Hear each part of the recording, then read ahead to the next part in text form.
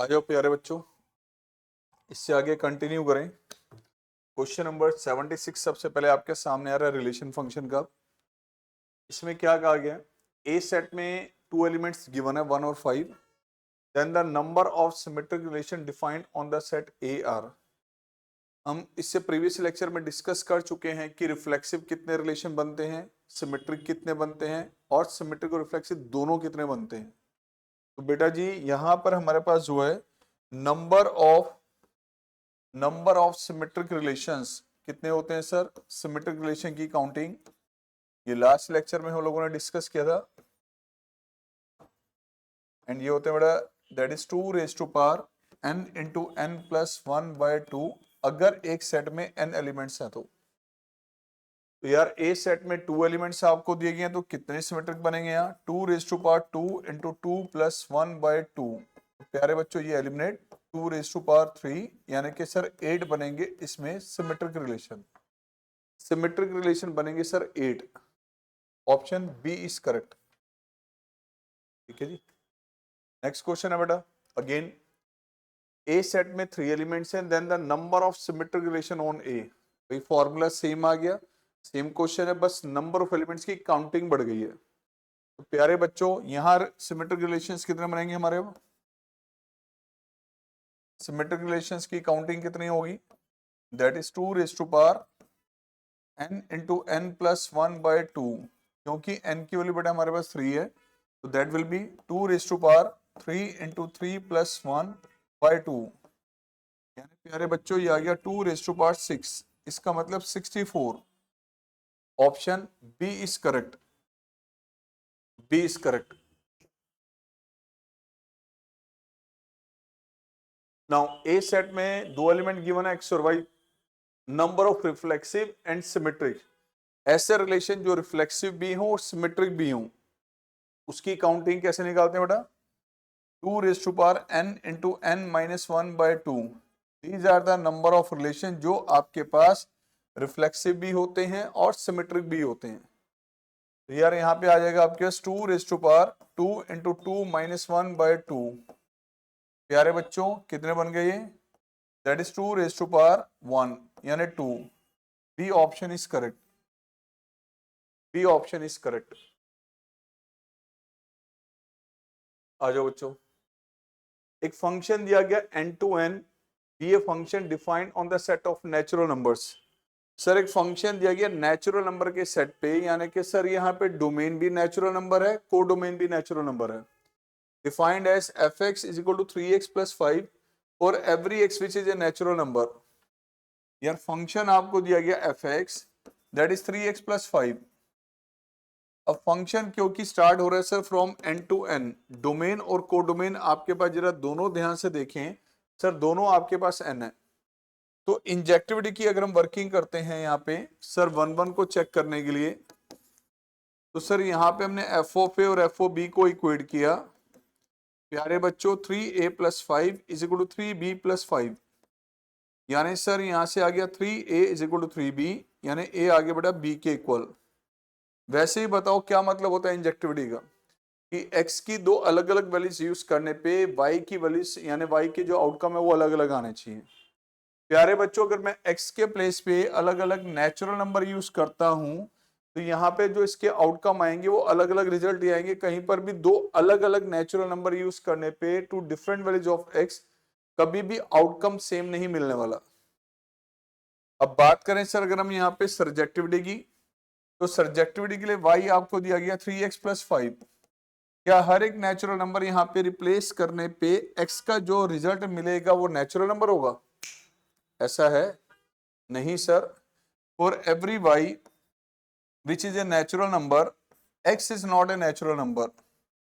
For example sir मैंने पहला natural number लिया 1, y के प्लेस से 1 रखे तो 1 is equal to 3x plus 5। यार यहां से x की वैल्यू आ रही है -4/3 and this is not a natural number. यानी कि हर एक एलिमेंट जो इस कोडोमेन के अंदर है उसके लिए प्री इमेज डोमेन में नहीं है। यानी सर ये फंक्शन ऑन टू यानी सर्जेक्टिव नहीं है, ये फंक्शन इनटू है। तो 1 तो है लेकिन इनटू है सर, 1 है एंड इनटू फंक्शन है, तो option B is correct. Option B is correct. अगला case,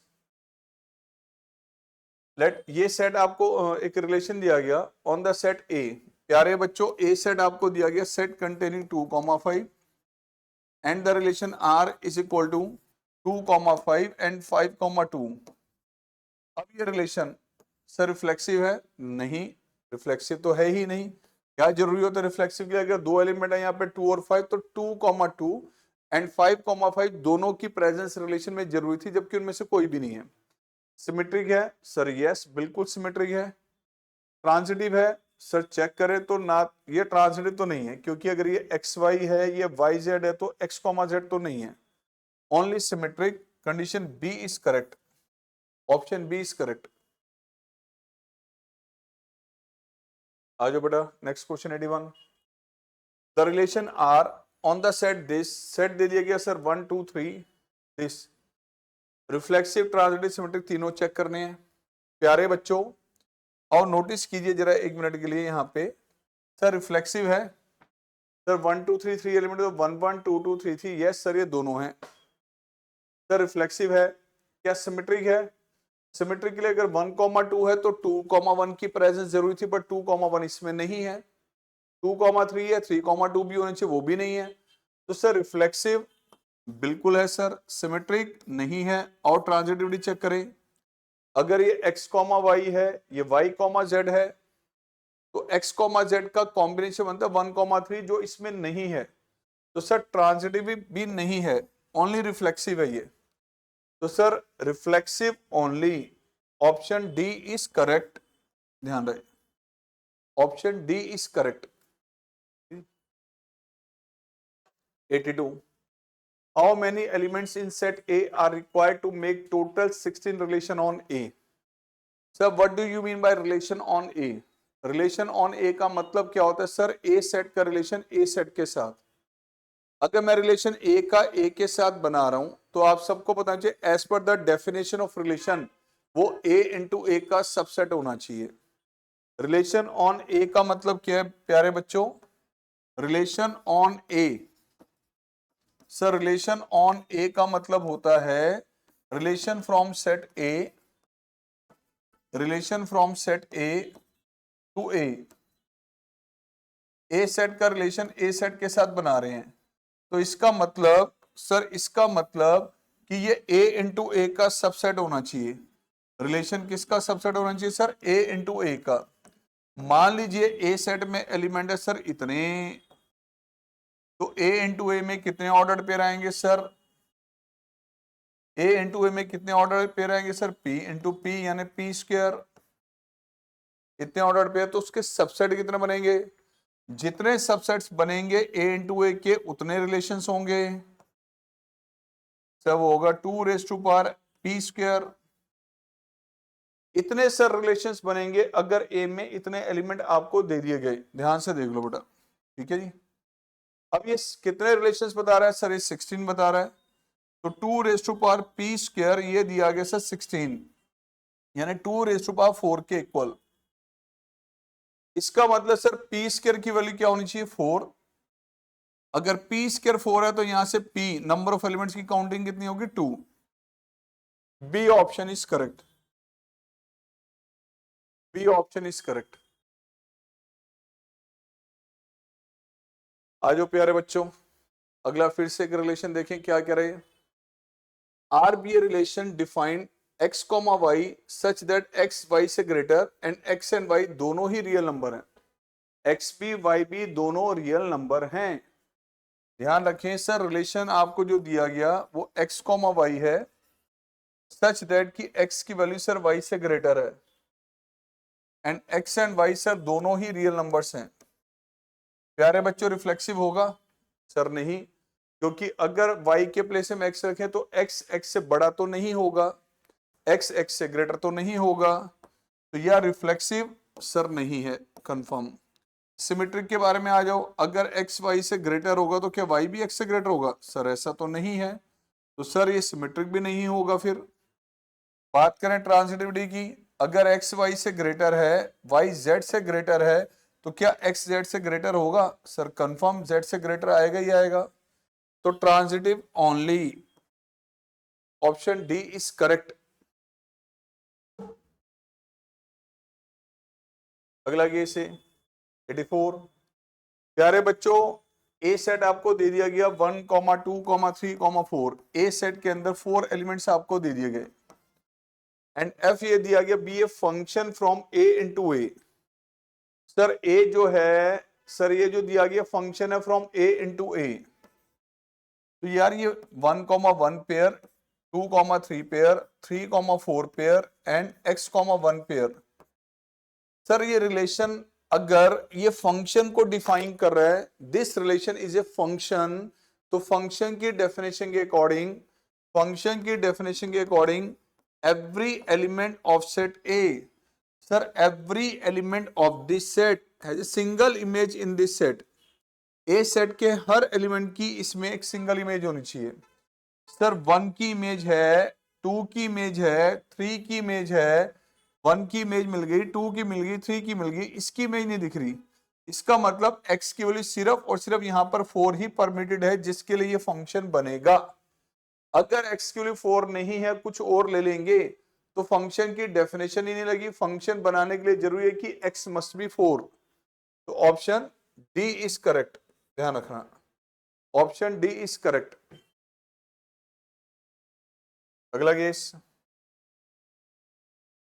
so let R be a relation defined on the set of natural numbers.